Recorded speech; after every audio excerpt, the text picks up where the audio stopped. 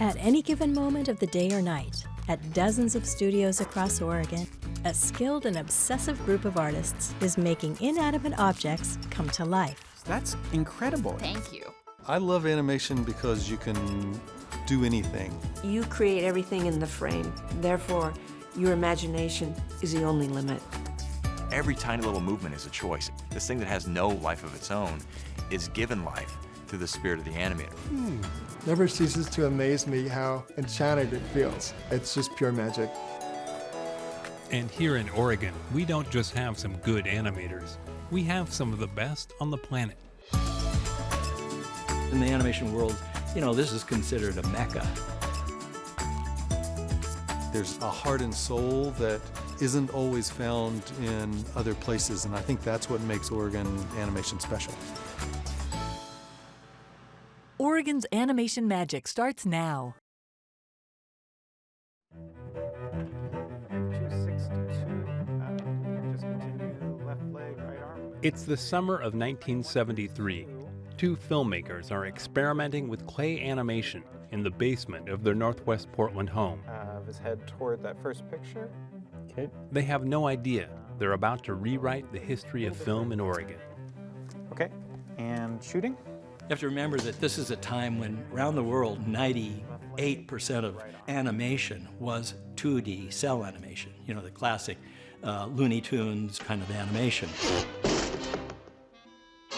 So just to even create an experiment with this was way out there. And shooting. 11 months later, their film is completed.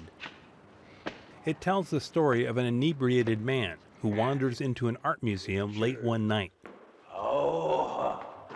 And they finish just in time for the Northwest Film Festival.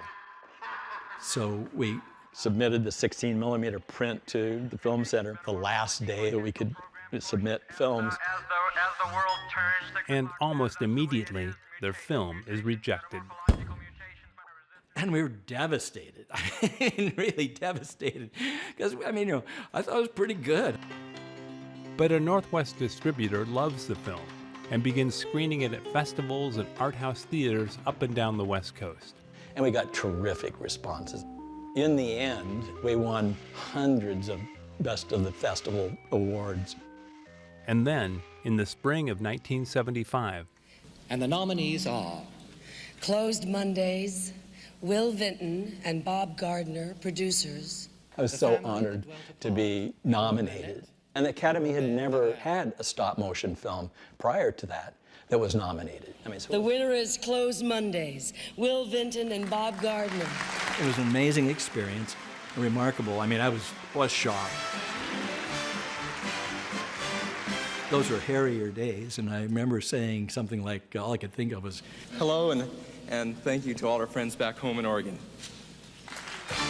With a shiny new Oscar to his name, Will is on his way.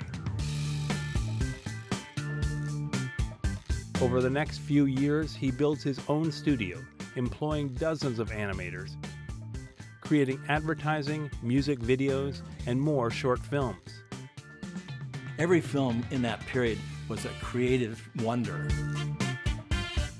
Our criteria for the films was, have we done this before? What can we do that's really original and different?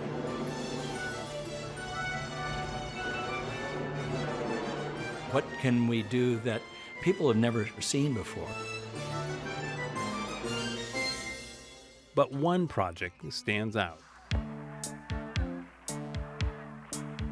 Our agency, advertising agency we had worked with before, came with a great idea for the California Raisin Board to personify raisins. Don't you know I heard it through the grapevine? Sounds great, doesn't it? I've never seen an overnight success like that. It was just amazing how popular it became, and instantly, and it was on the news programs, you know, national news. The raisins grow from a single TV commercial to an elaborate ad campaign to a series of half-hour TV specials.